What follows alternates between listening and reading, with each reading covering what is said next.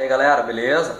Bom, olha só, trouxe para vocês hoje a sequência da aula de Simple Present, né? Lembrando que na última aula nós vimos como é que usa o Simple Present usando o auxiliar do, né? Falamos sobre as frases afirmativas, negativas e perguntas, né? Que foca especificamente os pronomes I, you, we e they, certo? Hoje eu trago a segunda parte da aula, na qual iremos falar sobre a terceira pessoa, he, she, it, que aí tem algumas pequenas mudanças que são muito importantes, né? Porque há pequenas diferenças nas frases, o auxiliar é outro, né? Mas que tem que ficar esperto nisso aí para poder não fazer confusão, tá?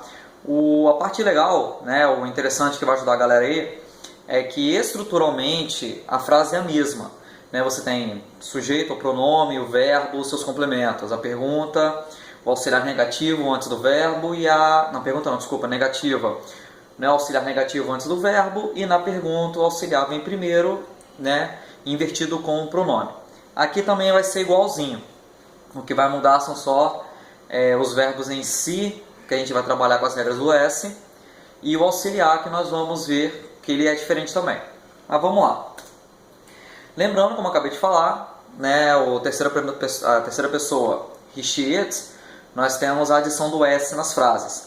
O que é interessante e é muito válido lembrar que essa adição de S é só para frases afirmativas. Isso não é para frase nenhuma das outras, assim, negativa nem pergunta. Só para as frases afirmativas. E nas frases negativas e nas perguntas, nós vamos trabalhar com o auxiliar does. Na outra aula eu expliquei que a gente trabalha com o auxiliar do, para I, you, we e they. E aqui, com he, she, it, vamos trabalhar com o auxiliar does. Certo? Então, vamos trabalhar devagarzinho aí. Vamos lá. Vamos trabalhar com as regras do S. Como toda a regra, essa também não é diferente, tem a regra geral. A regra geral funciona para a maioria dos verbos, né? Para a grande galera aí. Que é o que? Só colocar o S, nada mais. Nós temos em make, que vira makes, enjoy, que vira enjoys, work, vira works, play, vira plays, gets, opens, leaves, stops. O que é válido reforçar aqui, galera, é que é o seguinte, como até botei aqui propositalmente, como vocês podem ver, o enjoy e o play, ambos terminam com Y. Mas no Y não tem aquela regra de ir, de tirar Y, não, calma. Observe que antes, nesses dois verbos, o Y ele é precedido, ou seja, antes do Y vem vogal. Enjoy vem o O antes do Y, no play vem o A antes do Y. Essa regra a regra do Y não se aplica nesse caso, só para consoante, não para vogal, tá? Então enjoys, só o S, plays, só o S, beleza? Agora sim nós vamos ver o Y, que aí no caso nós temos os verbos que terminam em consoante e um Y. Aí a gente vai trabalhar com a regra, que a gente vai cortar o Y do verbo, no lugar dele a gente vai colocar um I e coloca ES no final. No caso de study, antes do Y tem um D, uma consoante.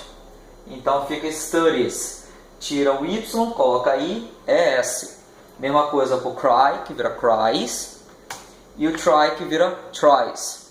Então observe que nos três verbos os Y são todos antecipados, todos precedidos por uma consoante. E aí a gente aplica a regra. Tira o Y, coloca I. E depois ES. Tá? Para vogal isso não se aplica, tá, galera? Só para as consoantes. Nos casos dos verbos que terminam com essa sequência aqui, né? O, SH, X, S, CH e Z, certo?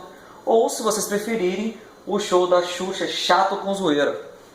Aqui é o seguinte, né? Todos esses verbos que terminam com esses finais, você vai colocar um ES. A boa parte aqui, né, do SH até o Z, se coloca o ES por uma questão de fonética, uma questão de pronúncia. Vamos ver aqui um exemplo. Vamos começar com o. O go vira goes e o do vira does. Por isso que o auxiliar da terceira pessoa é does, porque o verbo fazer, que é o do, na terceira pessoa recebe ES, does. E obviamente se aplica no verbo auxiliar, tá? Olha só, kiss, kisses, miss, misses. Vou pegar só esses dois como exemplo aqui para vocês verem. Por que acrescenta S? Por quê? Eu pego, por exemplo, kiss, só o verbo kiss. Já são dois S no final, você vai colocar um terceiro S, né? Parece que está apagando um incêndio, fica kiss.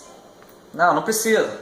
Então coloca-se o S, cria-se uma nova sílaba, kisses, misses, teaches, watches, fixes, buzzes, washes, caches. Então todos esses verbos aqui é questão da fonética mesmo. São sons de s, sh, z, s, que você não vai replicar, não vai duplicar ou botar outro fonema parecido com ele, né? Por isso mesmo coloca-se o ES com uma nova sílaba, tá? Então, bateu, terceira pessoa, frase afirmativa, com o verbo no final O, SH, X, S, CH e Z, ES no final deste verbo, tá legal? E o verbo have tem a sua própria regra, totalmente diferente dos outros, e tem uma regra exclusiva para ele, que é, no caso, o have vira has, né? Então fala, por exemplo, I have a car and she has a car. I have a house and my father has an apartment, por exemplo, né? Então terceira pessoa, verbo have vira has. Agora vamos trabalhar nessas frases. Vamos pegar a frase afirmativa aqui. She watches TV all day. Observa o verbo watch, que é assistir, recebe o ES. She watches TV all day. He watches TV all day. Certo? Verbo tem um S adicionado de acordo com a sua regra. Por quê? Lembrando que o CH é S. Se fosse um verbo de regra geral, seria apenas o S. Um consoante Y e ES, e o verbo have seria has. Na negativa, she doesn't watch TV all day. Olha só. O doesn't entra no negativo aqui, né? E o watch perde o S, no caso o ES, adicionado na frase afirmativa, tá? Então, o doesn't, sempre quando entrar na frase, o verbo perde o S. Na interrogativa, does she watch TV all day?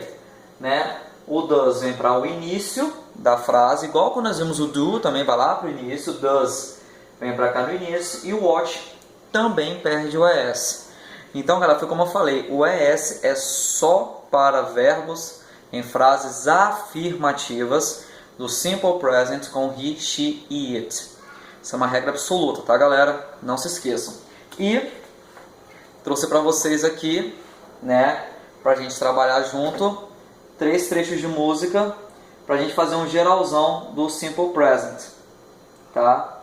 Então, curtam aí para a gente ver juntos essas regras na aplicação.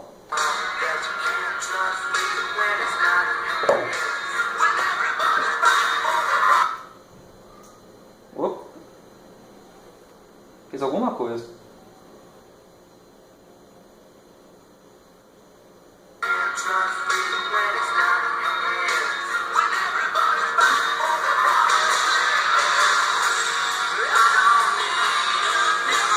Negativa com I don't need e fiz. Terceira pessoa.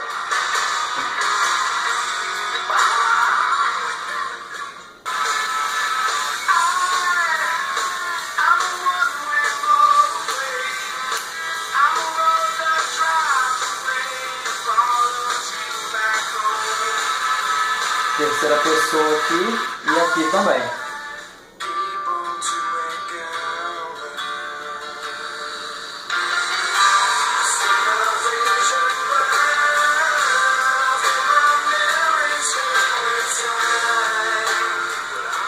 E aqui no caso, primeira pessoa para as duas frases.